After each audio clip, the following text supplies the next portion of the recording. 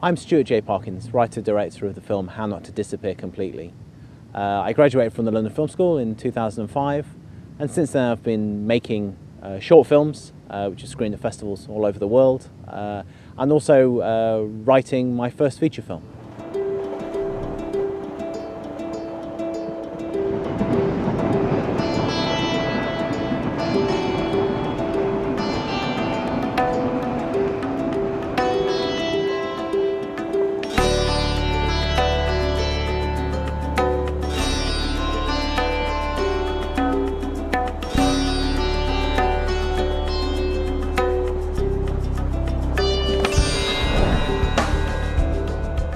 The film follows Tom and Tom's journey. Tom left the UK 2 years ago, went off travelling. Tom's father died and he didn't know what to do, couldn't deal with the grief and the emotions he was feeling, so it was just easier to escape, run away and leave all those things behind. And he found himself in India, started living there for 2 years and forgot about his life he had here. However, when Tom's father died, he found out he had a half-sister, Sophie. It was a secret, his father never told anyone.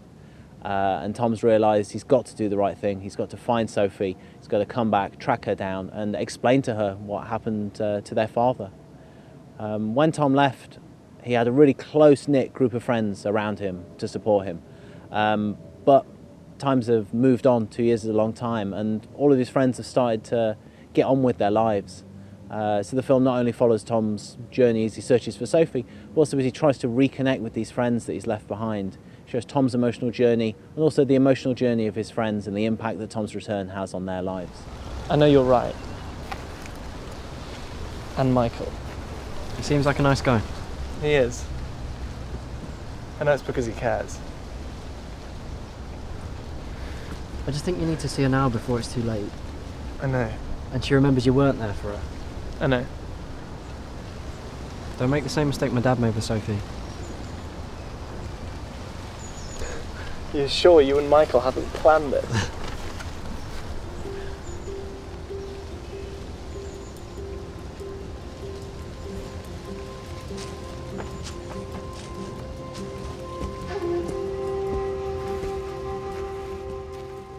I'm really interested in the way people change as they start to grow up.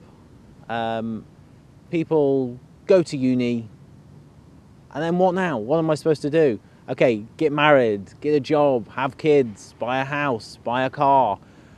But do these things make those people happy? And I really like the idea of Tom going away and growing up in a very different way. He's become an adult, but without conforming to all of these things. And what does this do to his friends? He comes back and it just throws a spanner in the works there. Okay, this guy is living his life in this completely different way. What does that make me think of my own life? Do I question if I'm really happy or not? I know it's something that I think about a lot and a lot of my friends think about a lot, and it makes me think, well, this must be something everyone goes through in their lives. I really wanted to find something that people could relate to. Someone could see this and go, well, this could be my life. Am I happy conforming, or do I want to do these amazing, wonderful things with my life? I saw some beautiful things. Like what? Like the Taj Mahal. Was it beautiful or tacky and touristy? Yeah, it was closed. Don't go on a Monday. I saw some beautiful sunsets. Yeah?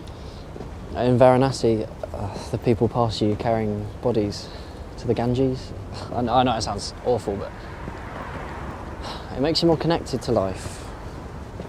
You see the whole cycle being celebrated. Dying is just a part of life. They don't see it as the end. We were so fortunate to work with such a fantastic cast of up-and-coming young British talent. And I really wanted to give them the opportunity to experiment, to explore and to find what they wanted to do with the script. I'm definitely not a director that tries to impose my view on them. The whole thing's a collaboration and I want them to bring something to it. I want them to try things and to feel that they're free to try whatever they want to try and to explore and to play.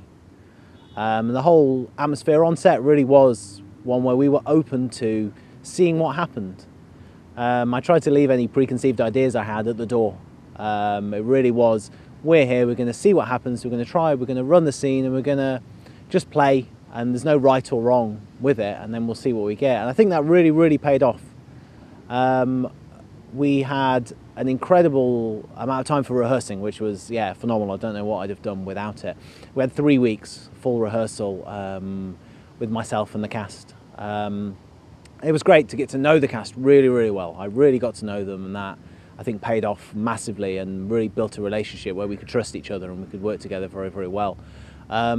Within the rehearsal, it really was a time to feel you could play and explore in a really safe environment.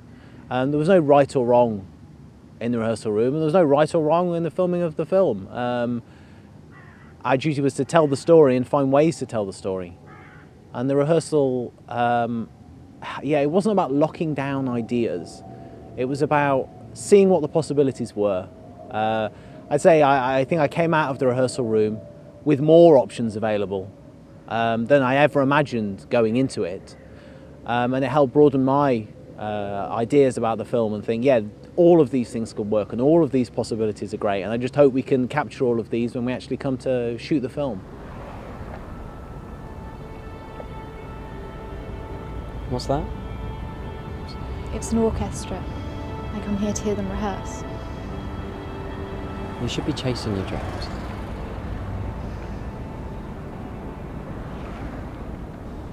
Just sit and watch the world go by. We can relax all day, then come to London for a wild night out. Boogie the night away. Boogie? We'll listen to Dizzy Rascal and our kids will say they hate our old people music. Who will they look like?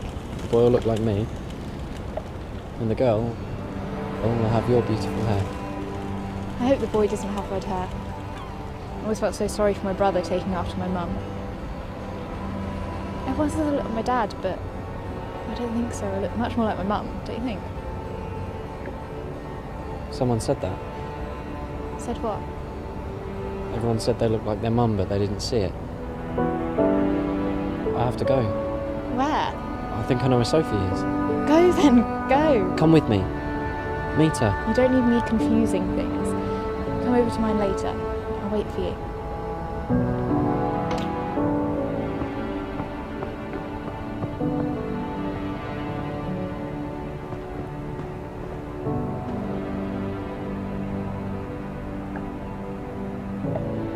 Working with a micro budget was definitely a challenge. But from the beginning, Chris and I had a really clear idea of what we were hoping to achieve.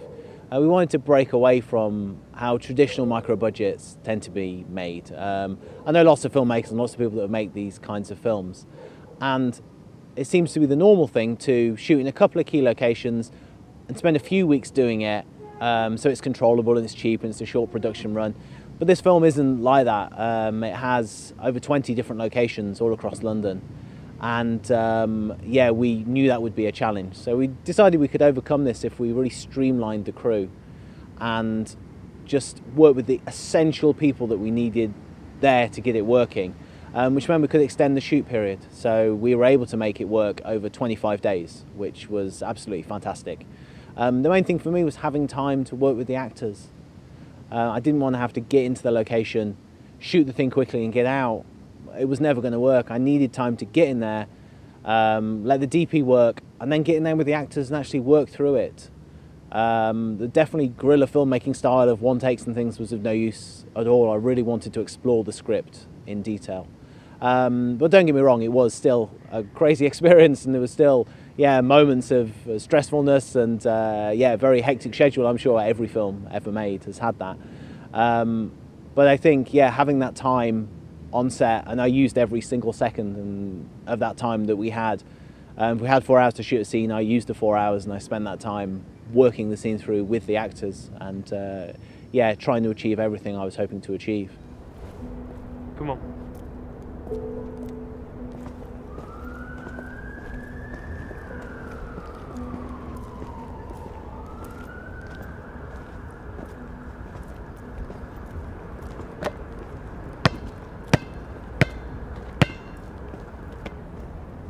I had such a shit day at work today.